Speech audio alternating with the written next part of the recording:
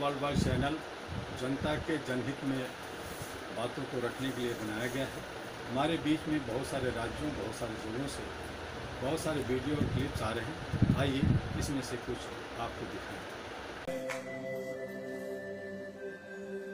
Doctor Sheikh से request करूंगा कि कृपया हमें अपने बारे में थोड़ा बताएं और अपने विचार रखें।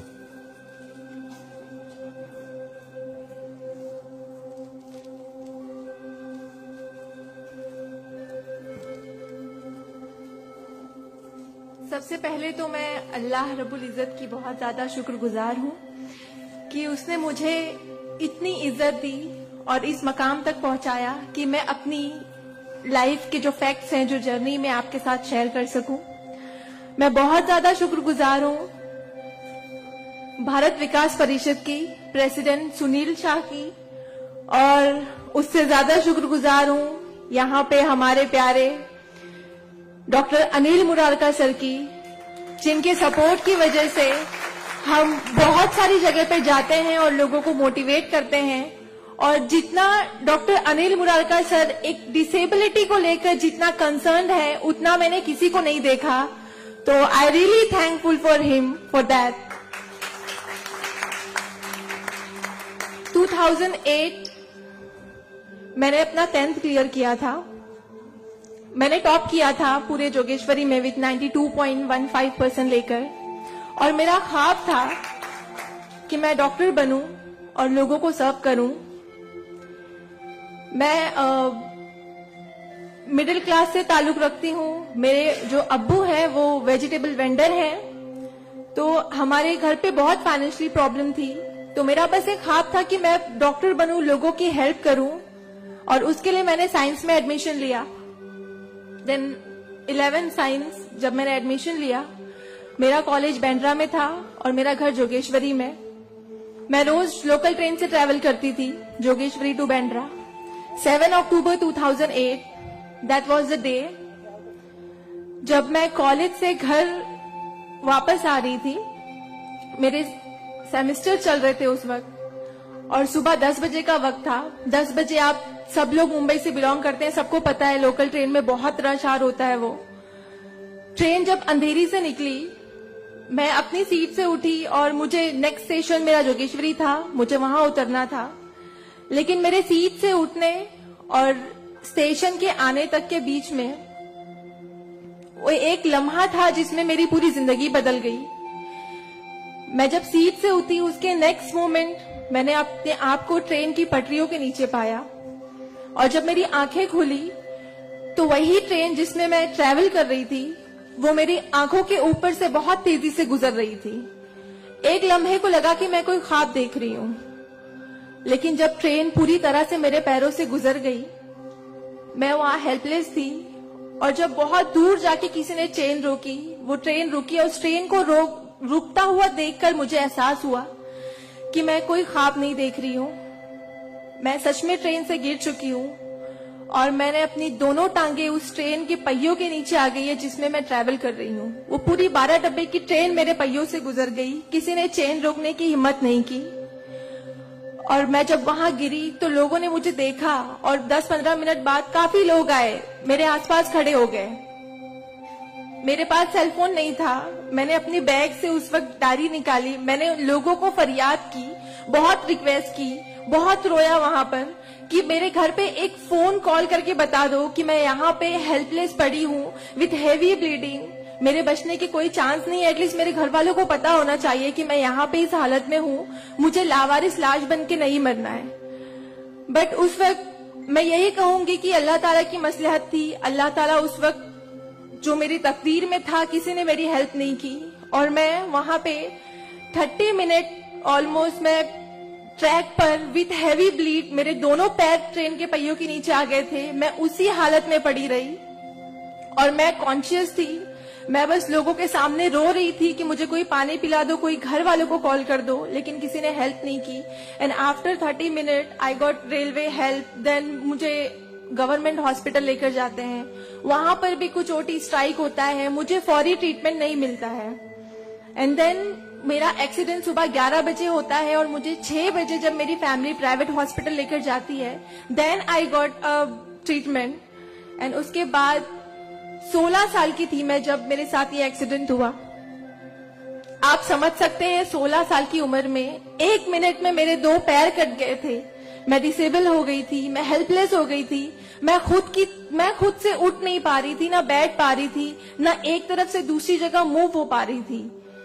मैं मेंटली डिसेबल हो गई थी, फिजिकली डिसेबल हो गई थी और फाइनेंशियली कंडीशन भी काफी वीक थी। वो सारी चीजें मेरे दिमाग में चल रही थी और जब लोग मुझे देखने आते थे तो कुछ लोग हमदर्दी में नेगेटिव कमेंट्स भी करते थे कि 16 साल की बच्ची है, 2 पैर खो दिए हैं, सारी जिंदगी माँ बाप के ऊपर बोझ रहेगी, ये जिंदा क्यों है, इससे अच्छा ये मर जाती। ये सारी बातें लोग आके जब मेरे सामने करते तो मेरे जहन में वो सारी बातें चलती कि सीरियसली मुझे अल्लाह ने जिंदा क्यों रखा। जब मुझसे दोनों पैर ही लेने थे 16 साल की उम्र में, मैं खुद से मूव नहीं कर सकती हूँ, मेरी मम्मी को इतना सब कुछ झेलना पड़ रहा है। जिस उम्र में मुझे अम्मी की हेल्प करनी चाहिए उस उम्र में वापस से मम्मी मुझे गोद में उठाकर लेकर जा रही है, वापस से मेरी खिदमतें कर रही हैं। तो मेरी जिंदगी का मकसद क्या है? मुझे दोबारा जिंदगी क्यों दी अल्लाह ने? मैं बहुत शिकायतें करती थी अल्लाह से, मैं बहुत रोती थी, लेकिन उस मुश्किल वक्त में मेरे कॉलेज, मेरे स्कूल टीचर्स और बहुत से ऐसे नेक बंदे भी थे जिन्होंने मुझे हौसला दिया। उनमें सबसे पहले मेरी फैमिली आती है, मेरी बड़ी सिस्टर की फैमिली आती है। मेरी मम्मी ने मुझे एक जुमला कहा जो जिंदगी भर और मैं हर फंक्शन में बोलती हूँ, वो कि बेटा तुम रो मत, तुम्हारे साथ आज जो ये हादसा हुआ है, अल्लाह ने तुमसे सिर्फ 2 पैर लिए हैं, तुम्हारे पास तुम्हारा दिमाग है, तुम इतनी फास्ट ट्रेन से गिरी हो, तुम्हारे सर पे चोट लग सकती थी, तुम्हारी जान जा सकती थी, लेकिन अल्लाह ने सिर्फ तुमसे 2 मामूली पैर लिए हैं। क्या पता फ्यूचर में तुम्हारे लिए बहुत कुछ रखा हो। तब मुझे बातें उनकी समझ नहीं आती थी, लेकिन अल्हम्दुलिल्लाह अल्लाह का लाख लाख शुक्र है कि आज इस मौके पर जब लोग मुझे एज अ इंस्पिरेशन समझते हैं, एक आइडियल करते हैं, तो मुझे समझ में आता है कि मेरी अम्मी सच बोलती थी कि हौसला रखो, सिर्फ 2 टांगे गई है। आज मैं जब अपने प्रोस्थेटिक लेग से चलती हूँ तो लोगों को पता नहीं चलता कि मेरे पास 2 पैर नहीं है, मेरा एक पैर थाइस के पास से नहीं है, दूसरा नी के पास से नहीं है, बट लोगों को ये अंदाजा नहीं होता है। तो बस मेरी अम्मी ने जो एक बात कहा था कि अल्लाह पे यकीन रखो बच्चा, तुम्हारे साथ जो हो रहा है और जो होगा वो सब अल्लाह ने प्लान किया हुआ है, तुम बस हिम्मत मत हारो कभी भी और बस डटे रहो अपने जुनून के पीछे कि तुम्हें डॉक्टर बनना है। तुम्हारी 2 टांगे नहीं तो क्या हुआ, तुम्हारे पास दिमाग है, तुम ज़हीन हो, तुम आगे बढ़ो। और क्या पता तुम आगे लोगों को लोग तुम्हें आइडियलाइज करें इस चीज को लेके। मेरे doctor Sanjay Kantharia, orthopaedic surgeon, उन्होंने सबसे ज्यादा सपोर्ट किया इस बात को लेकर कि तू डॉक्टर बन। मैंने अपने जीने की उम्मीद छोड़ दी थी, डॉक्टर बनने की उम्मीद छोड़ दी थी, लेकिन जब उन्होंने मुझे बताया कि तुम डॉक्टर बन सकती हो, तुम बनो, देन मैंने प्रिपरेशन स्टार्ट की। सीईटी कॉमन एंट्रेंस टेस्ट होता है to getting admission in medical college, मैंने वो क्रैक किया। I got 3rd rank all over Maharashtra in PH quota. And after that मुझे बहुत खुशी हुई कि मैंने 3rd रैंक क्लियर किया है। Now I got admission, I will get admission in MBBS. But वहां पर भी एक प्रॉब्लम थी मेरे लिए कि मुझे डिसेबल परसेंटेज 89% डिसेबल हूं मैं, और मेडिकल में एडमिशन के लिए 40 to 70 there is a criteria to get admission for MBBS. मैं मोर देन 70% डिसेबल हूँ, ये कहकर मुझे उन्होंने डिनाई किया कि आप एलिजिबल नहीं हो, आप एमबीबीएस में एडमिशन नहीं ले सकते हो, आप डॉक्टर नहीं बन सकते हो। तो उस बात को लेकर मैं बहुत डिप्रेस हो गई। देन मैंने वापस अपने डॉक्टर से हेल्प मांगी, उन्होंने मुझे एक मशवरा दिया कि आप हाईकोर्ट जाओ, बॉम्बे हाईकोर्ट। और जिस बात के लिए एक नॉर्मल स्टूडेंट को सिर्फ पढ़ाई करनी होती है, अच्छा रैंक लाना होता है, मुझे उस चीज के लिए मैंने वो किया, लेकिन उसके बाद भी मुझे बॉम्बे हाईकोर्ट जाना पड़ा। एंड मैं गई, मैंने अब हार नहीं मानी और मैं गई, बिकॉज वो मेरा हक था, मुझे डॉक्टर बनना था। और जब मैंने वापस अपनी नॉर्मल जिंदगी स्टार्ट की अपने प्रोस्थेटिक लेग से, मैंने आना जाना शुरू किया, अकेले ट्रेन ट्रैवल करना शुरू किया, देन मैंने रियलाइज किया कि मेरे अंदर कोई कमी नहीं है, मैं एक नॉर्मल लड़की हूँ, मेरे पास पैर नहीं तो क्या हुआ, मैं लोगों को सर्व कर सकती हूँ, मेरे अंदर पैशन है डॉक्टर बनने का। तो मैंने वो बस अल्लाह पे यकीन रखा और मैंने ये सोचा कि अगर अल्लाह ने मेरी किस्मत में रखा है डॉक्टर बनना तो मैं जरूर कोर्ट में फाइट करूंगी। एंड देन मैं बॉम्बे हाई कोर्ट गई इन 2011 और वहां पे मेरा केस डॉक्टर मोहित शाह, चीफ जस्टिस मोहित शाह ने देखा। उन्होंने मुझे ऑब्जर्व किया, मेरे प्रीवियस स्टडी रिकॉर्ड्स देखे, वो सारी चीजें देख के, और उन्होंने जब मेरा पैशन देखा डॉक्टर बनने का, सर्व करने का, देन उन्होंने मेरे फेवर में फैसला दिया। एंड 2011 अल्लाह का लाख लाख शुक्र है कि मुझे इंडिया के टॉप मोस्ट कॉलेज में एडमिशन मिला, which is Saint GS medical college and KEM hospital. Then 2011 में मैंने अपना MBBS में एडमिशन लिया। वो जर्नी बहुत आसान नहीं थी मेरे लिए, क्योंकि मेरे पास 2 पैर नहीं है। और जब मेरी काउंसलिंग चल रही थी एडमिशन को लेकर, तो काफी जो डॉक्टर्स का पैनल था उन्होंने मुझे बहुत कुछ हकीकत बताई थी कि आपके लिए डॉक्टर फील्ड आसान नहीं है, इसमें पढ़ाई करना 5.5 साल, आपको एक OPD से दूसरी OPD जाना होगा। और तब मैं 2 क्रचेस यूज करती थी मेरे लिए, तो आपके लिए बिल्कुल भी आसान नहीं है। आप हार जाओगे, 1 साल पढ़ोगे, दूसरे साल आप डिनाई कर दोगे, एडमिशन नहीं लोगे, आप गिव अप कर लोगे। लेकिन बस मैंने दिल में ठान लिया था कि मुझे इन्हें गलत साबित करना है और मुझे लोगों को प्रूव करके दिखाना है कि एक लड़की जो 89% डिसेबल है, जिसे लोग ये कहकर सुनाते थे कि सारी जिंदगी माँ बाप के ऊपर बोझ पर बनी रहेगी, उन्हें प्रूव करना है कि मैं डॉक्टर बन के लोगों को सर्व कर सकती हूँ। और जो मेरे दूसरे डिसेबल भाई बहन हैं, उन्हें भी शो करना है कि after disability, after accident, post accident जो लाइफ होती है वो आप नॉर्मल गुजार सकते हो अपने हौसले की बनिस्बत। तो मैं बस 5.5 साल मैंने बहुत कोशिश की, बहुत दर्द सहे, लेकिन मैंने अल्हम्दुलिल्लाह 2016 में फर्स्ट क्लास से मैंने अपना MBBS क्लियर किया। और इस बात को देखते हुए मुझे बहुत खुशी होती है, इस बात को बहुत प्राउड मोमेंट था मेरे लिए कि इन 2016 ऑन वुमेन्स डे 8 मार्च मुझे बॉम्बे हाई कोर्ट में फेलिसिटेट किया गया, जो एक हिस्टोरिक मोमेंट था वहां पर कि आउटसाइड से किसी को उन्होंने फेलिसिटेट किया। देन उसके बाद मुझे काफी कॉल्स आए एज अ मोटिवेशनल स्पीकर, मुझे काफी अवार्ड्स मिले। और तब मैंने सोचा कि मेरी जर्नी सिर्फ MBBS तक नहीं है, मुझे लोगों को और प्रूव करना है कि 89% डिसेबल होके अगर मैं MBBS कर सकती हूँ तो मुझे मेडिकल फील्ड की हायर डिग्री अचीव करनी है, which is MD, medicine in doctor in medicine. Then मैंने उसके लिए भी कॉमन एंट्रेंस टेस्ट दिया and again I got third rank in all over Maharashtra. और यहाँ पर भी देन अगेन उन्होंने प्रॉब्लम क्रिएट की मेरे लिए। After completing my MBBS with flying colours, उन्होंने वापस मेरा मेडिकल एडमिशन डिनाई किया कि आप नहीं कर सकते हो बिकॉज यू आर 89% डिसेबल।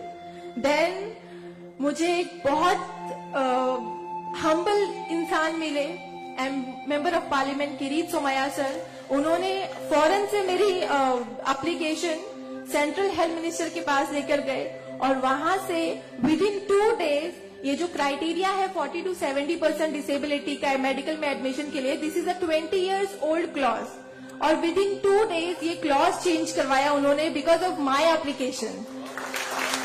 वो क्लॉज चेंज होके बस ये है कि मिनिमम 40% क्राइटेरिया है और मोर देन 70% जो भी डिसेबल हैगा they will get admission in medical field.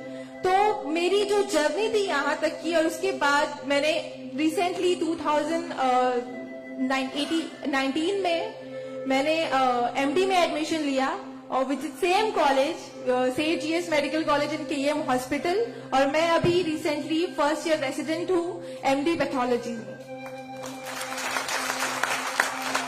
मेरी जो यहाँ तक की जर्नी है मैंने बहुत अच्छे से तो नहीं बताया आपको, लेकिन बहुत सारी बातें मिस है इसमें बिकॉज मेरे पास टाइम नहीं है, आप लोगों को भी लेट हो रहा है। लेकिन ये सारी जो मेरी जर्नी है ये सब बताने का मकसद यही है आप लोगों को कि जिंदगी में देखो चाहे कुछ भी प्रॉब्लम आए, बिकॉज मेरी लाइफ में मुझे लगता है कि सारी प्रॉब्लम्स थी, फाइनेंशियल प्रॉब्लम्स थी, फिजिकल प्रॉब्लम थी, मेंटल प्रॉब्लम थी, सारे ऑड्स थे मेरी लाइफ में। लेकिन मैंने बस 2 चीजें ध्यान में रखी। एक तो मेरी अम्मी की बात की अल्लाह पर यकीन रखो, अल्लाह अपने बंदों से 70 माओं से ज्यादा प्यार करता है। एक माँ हमारी छोटे से दर्द को बर्दाश्त नहीं कर सकती, वो तो 70 माओं से ज्यादा प्यार करता है, तो हमें दर्द में कैसे रख सकता है वो? तो उसने जरूर कुछ अच्छा रखा है हमारे लिए। अगर छोटी सी प्रॉब्लम आई जिंदगी में तो उससे हार नहीं मानो, उससे लड़ना सीखो। हमेशा अपना हौसला जिंदा रखो, बिकॉज आपके पास अगर हौसला है तो आपकी ये जिंदगी जीने की उमंग रहेगी, बिकॉज बगैर हौसले के कोई जिंदगी नहीं जी सकता। तो आप लोग प्लीज, अगर छोटी से छोटी प्रॉब्लम भी आए, कोई भी परेशानी आए, आप लोग लड़ना सीखिए और जिंदगी जीना सीखिए। बिकॉज मेरे एक्सीडेंट के बाद मुझे लगा मैं इतनी सारी कोशिशें नहीं करती तो मैं आज यहाँ पर खड़ी होके एज अ डॉक्टर आप लोगों से इंटरेक्ट नहीं हो रही होती। तो बस कभी भी हार मत मानिए। और ये एक शेर है आप सबके लिए, हौसले की तुर्कश में कोशिश का वो तीर जिंदा रख। तरकश मतलब जिसमें तीर रखते हैं। हौसले की तरकश में कोशिश का वो तीर जिंदा रख। हार चाहे जिंदगी में सब कुछ, हार जा चाहे जिंदगी में सब कुछ, मगर फिर भी जीतने की उम्मीद जिंदा रख।